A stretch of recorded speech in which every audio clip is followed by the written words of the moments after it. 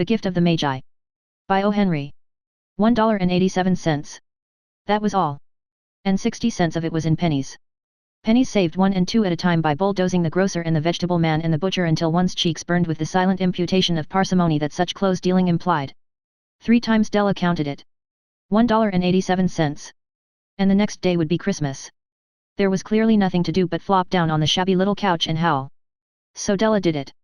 Which instigates the moral reflection that life is made up of sobs, sniffles, and smiles, with sniffles predominating.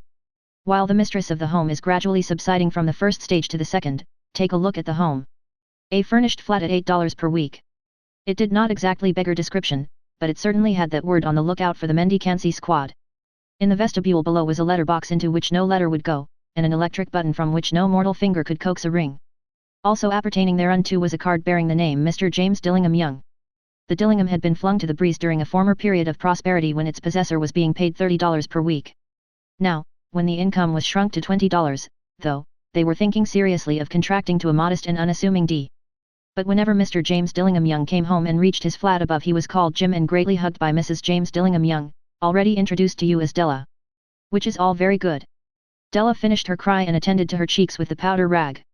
She stood by the window and looked out dully at a grey cat walking a grey fence in a grey backyard. Tomorrow would be Christmas Day, and she had only $1.87 with which to buy Jim a present. She had been saving every penny she could for months, with this result. $20 a week doesn't go far. Expenses had been greater than she had calculated. They always are.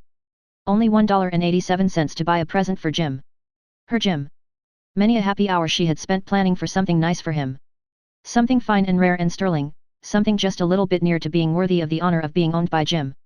There was a pier glass between the windows of the room. Perhaps you have seen a pier glass in an $8 flat. A very thin and very agile person may, by observing his reflection in a rapid sequence of longitudinal strips, obtain a fairly accurate conception of his looks. Della, being slender, had mastered the art. Suddenly she whirled from the window and stood before the glass. Her eyes were shining brilliantly, but her face had lost its color within 20 seconds. Rapidly she pulled down her hair and let it fall to its full length. Now, there were 2 possessions of the James Dillingham Youngs in which they both took a mighty pride. One was Jim's gold watch that had been his father's and his grandfather's. The other was Della's hair. Had the Queen of Sheba lived in the flat across the airshaft, Della would have let her hair hang out the window some day to dry just to depreciate Her Majesty's jewels and gifts.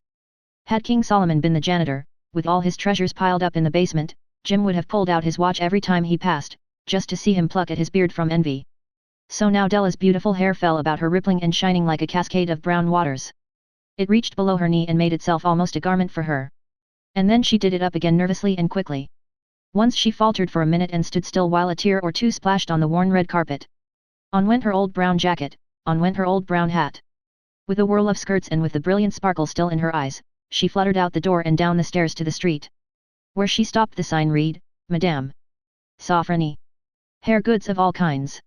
1 flight up Della ran, and collected herself, panting. Madam, large, 2 white, chilly, hardly looked the Sofronie. Will you buy my hair? Asked Della. I buy hair, said Madame. Take your hat off and let's have a sight at the looks of it. Down rippled the brown cascade. $20, said Madame, lifting the mass with a practiced hand. Give it to me quick, said Della. Oh, and the next 2 hours tripped by on rosy wings. Forget the hashed metaphor. She was ransacking the stores for Jim's present. She found it at last. It surely had been made for Jim and no one else. There was no other like it in any of the stores, and she had turned all of them inside out. It was a platinum fob chain, simple and chaste in design, properly proclaiming its value by substance alone and not by meretricious ornamentation, as all good things should do. It was even worthy of the watch. As soon as she saw it she knew that it must be Jim's. It was like him. Quietness and value, the description applied to both. $21 they took from her for it, and she hurried home with the 87 cents. With that chain on his watch Jim might be properly anxious about the time in any company. Grand as the watch was, he sometimes looked at it on the sly on account of the old leather strap that he used in place of a chain. When Della reached home her intoxication gave way a little to prudence and reason. She got out her curling irons and lighted the gas and went to work repairing the ravages made by generosity added to love. Which is always a tremendous task, dear friends, a mammoth task. Within 40 minutes her head was covered with tiny, close-lying curls that made her look wonderfully like a truant schoolboy. She looked at her reflection in the mirror long, carefully, and critically. If Jim doesn't kill me, she said to herself, before he takes a second look at me, he'll say I look like a Coney Island chorus girl. But what could I do? Oh!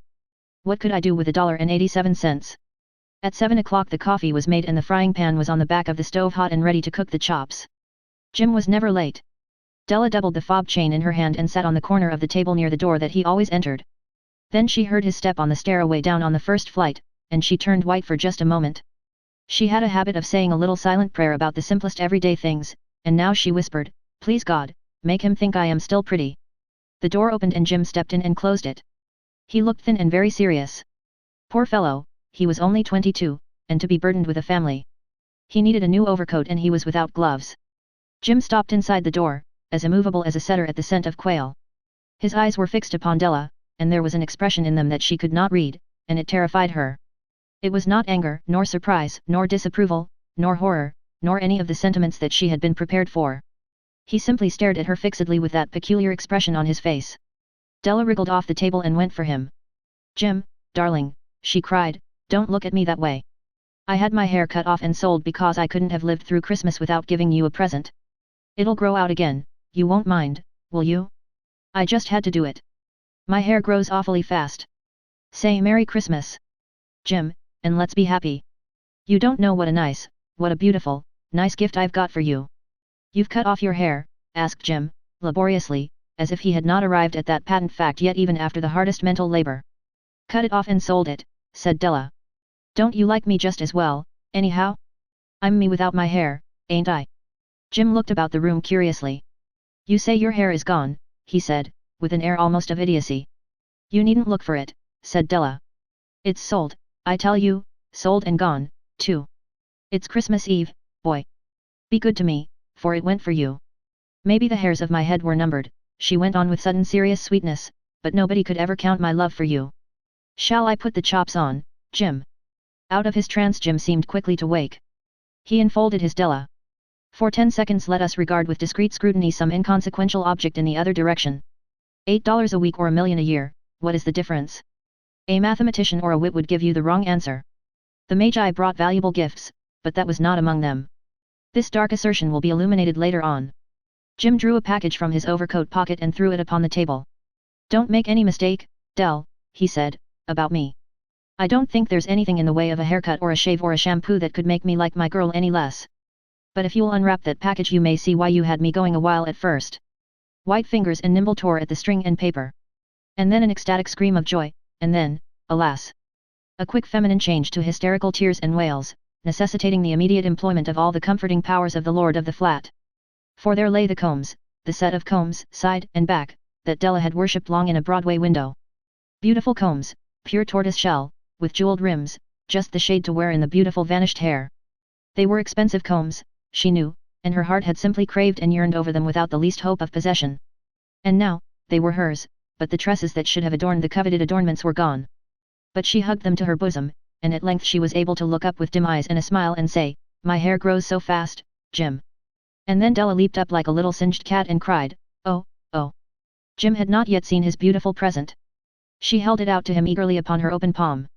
The dull precious metal seemed to flash with a reflection of her bright and ardent spirit. "Isn't it a dandy, Jim? I hunted all over town to find it. You'll have to look at the time 100 times a day now. Give me your watch. I want to see how it looks on it." Instead of obeying, Jim tumbled down on the couch and put his hands under the back of his head and smiled. "Dell," said he, "let's put our Christmas presents away and keep 'em a while. They're too nice to use just at present. I sold the watch to get the money to buy your combs. And now suppose you put the chops on." The Magi, as you know, were wise men, wonderfully wise men, who brought gifts to the babe in the manger. They invented the art of giving Christmas presents. Being wise, their gifts were no doubt wise ones, possibly bearing the privilege of exchange in case of duplication. And here I have lamely related to you the uneventful chronicle of two foolish children in a flat who most unwisely sacrificed for each other the greatest treasures of their house. But in a last word to the wise of these days let it be said that of all who give gifts these two were the wisest. Of all who give and receive gifts, such as they are wisest. Everywhere they are wisest. They are the Magi.